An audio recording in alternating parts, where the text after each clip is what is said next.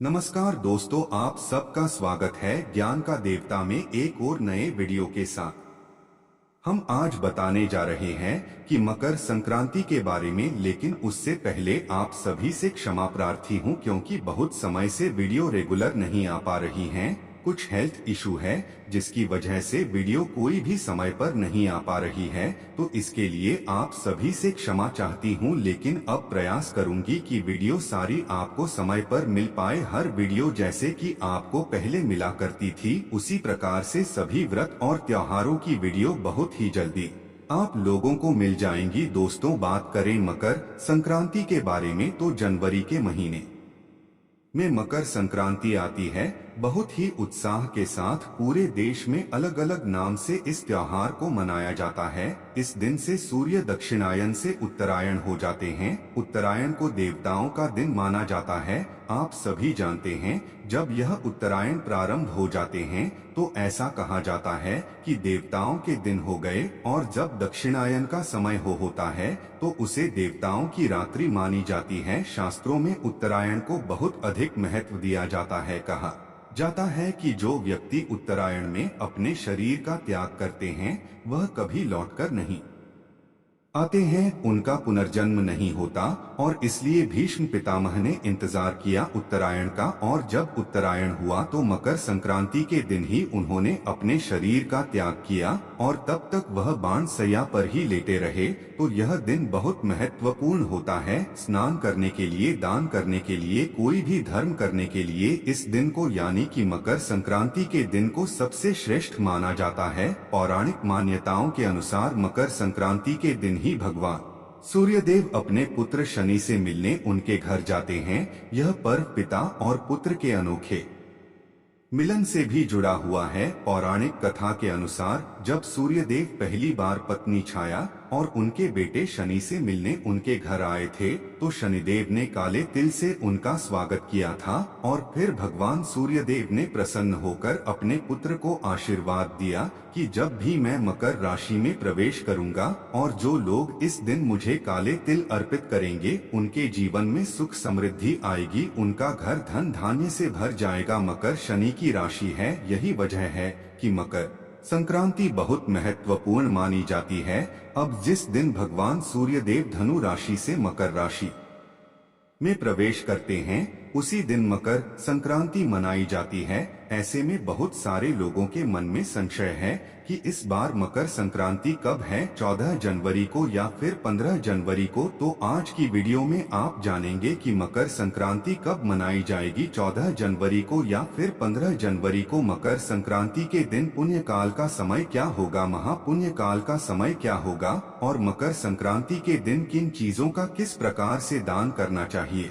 मकर संक्रांति के दिन की पूजा विधि क्या होती है, सारी जानकारी आपको आज की वीडियो में मिलने वाली है। तो वीडियो बहुत महत्वपूर्ण है, पूरा जरूर देख लीजिए। अच्छी लगे वीडियो तो लाइक भी जरूर कीजिएगा, क्योंकि आपके लाइक्स, आपके कमेंट्स मेरे लिए बहुत महत्वपूर्ण होते हैं। यही एकमात्र जरिया है जिनसे मुझे पता चलता है कि आपको यह वीडियो अच्छी लगती है। तो अगर वीडियो अच्छी लगे तो लाइक तो जरूर ही किया कीजिए। अब बात करें सबसे पहले की मकर संक्रांति है कब। देखिए, जब भगवान सूर्यदेव मकर राशि में प्रवेश करेंगे उसी दिन मकर संक्रांति मनाई जाती है। तो भगवान सूर्यदेव धनु राशि से मकर राशि में प्रवेश कर रहे हैं 15 जनवरी को प्रातःकाल 254 पर। ऐसे में 15 जनवरी 2024 को मकर संक्रांति मनाई जाएगी। अब बात करें कि आज के दिन हमें पूजा किस प्रकार से करनी चाहिए। तो देखिए, आज के दिन हमें जल्दी उठना चाहिए। खरमास समाप्त होता है तो सबसे पहले अपने घर की साफ सफाई जरूर करनी चाहिए। तो सुबह जल्दी उठकर घर की साफ सफाई कर ली। इसके बाद कहा जाता है कि गंगा स्नान आज के दिन जरूर करना चाहिए। तो अब देखिए, गंगा स्नान तो सबके लिए पॉसिबल नहीं है, सब लोग गंगा में स्नान करने नहीं जा पाते हैं। तो ऐसे में अपने घर में भी गंगाजल मिश्रित जल से स्नान करना चाहिए। इसके बाद जैसे कि उत्तरायण का दिन होता है तो कहा जाता है कि शुभ रंगों के वस्त्र धारण करने चाहिए। प्रयास कीजिए पीले रंग के वस्त्र धारण करें या फिर लाल रंग के वस्त्र धारण करें। मकर संक्रांति की तिथि समर्पित होती है भगवान सूर्य देव को, इसलिए भगवान सूर्य देव के प्रिय रंगों के वस्त्र धारण करने चाहिए, शुभ रंगों के वस्त्र धारण करने चाहिए और भगवान सूर्य देव की विधि विधान से आज के दिन पूजा करनी चाहिए। देखिए, भगवान सूर्य देव जो कि आत्मा के कारक होते हैं, हमारी जन्म कुंडली में सबसे महत्वपूर्ण ग्रह होते हैं। जन्म कुंडली में राजा का स्थान मिला है भगवान सूर्य देव को, तो अगर जन्म कुंडली में सूर्य किसी भी प्रकार से कमजोर है या फिर चाहते हैं कि समाज में, परिवार में आपको मान प्रतिष्ठा की प्राप्ति हो, संतान प्राप्ति की कामना है, वंश वृद्धि की कामना है या फिर आत्मविश्वास की कमी है, कई बार क्या होता है कि अगर जन्म कुंडली में सूर्य कमजोर होता है तो आत्मविश्वास कमजोर हो जाता है। ऐसे में आप कोई भी निर्णय नहीं ले पाते हैं ठीक तरह से, तो इसलिए आवश्यक है कि भगवान सूर्य देव की पूजा करें। अब भगवान सूर्य देव को आज के दिन जल में आपको थोड़ा सा काला तिल और थोड़ा सा रोली हल्दी अक्षत डालकर अर्घ देना चाहिए। और हाँ, अर्घ के लिए भगवान सूर्य देव को अर्घ देने के लिए तांबे का पात्र जरूर होना चाहिए। भगवान सूर्य देव की धूप दीप दिखाकर पूजा कर लीजिए। अगर आपके पास लाल फूल हो तो जल में आप थोड़ा लाल फूल भी डाल सकते हैं, नहीं तो रोली डालकर भी और थोड़े से काले तिल डालकर भी भगवान सूर्य देव को जल दे सकते हैं। इसके बाद सूर्य देव की चालीसा पढ़े और आदित्य हृदय स्तोत्र का पाठ करें।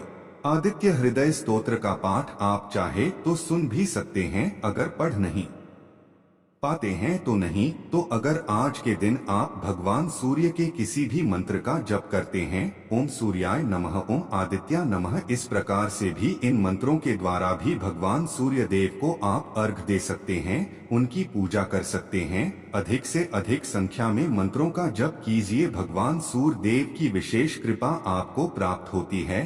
इसके बाद भगवान को गुण का भोग लगा दीजिए और उनकी कर लीजिए। और भगवान सूर्य देव को जो आप भोग लगाएंगे गुड़ का, वह प्रसाद स्वरूप आप स्वयं भी ग्रहण कर सकते हैं, परिवार के सभी सदस्य भी ग्रहण कर सकते हैं। अच्छा, बहुत से भक्तों का प्रश्न होगा कि हमारे यहाँ से सूर्य दिखाई ही नहीं देते हैं, तो फिर हम क्या करें। देखिए, आप भगवान सूर्य देव का ध्यान करके अपने घर के मंदिर में भी उनकी पूजा कर सकते हैं। ठीक है, तो बहुत परेशान होने की आवश्यकता नहीं है। अगर दिखाई देते हैं, बहुत अच्छी बात है, अपनी छत पर या बालकनी पर खड़े होकर और उनको अर्घ दे लीजिए, या फिर अपने घर में भी भगवान सूर्य देव का ध्यान करके उनकी पूजा कर सकते हैं, आरती कर सकते हैं, मंत्र जब तो आप अपने घर के मंदिर में भी कर सकते हैं। अब सबसे जरूरी होता है मकर संक्रांति के दिन दान करना। तो आज के दिन किन चीजों का दान करना चाहिए। देखिए, आज के दिन आपको गुड़ का दान करना चाहिए, तिल का दान करना चाहिए, चावल का दान करना चाहिए, खिचड़ी का दान करना चाहिए, मतलब दाल चावल मिलाकर भी आप दान कर सकते हैं। काली उड़द का दान आज किया जाता है, काले तिल का दान किया जाता है। इसके साथ ही घी का दान करना चाहिए। आज शुद्ध घी का दान करने से भगवान सूर्य देव की कृपा से घर में सुख समृद्धि आती है। इसके अलावा आप वस्त्रों का दान कर सकते हैं।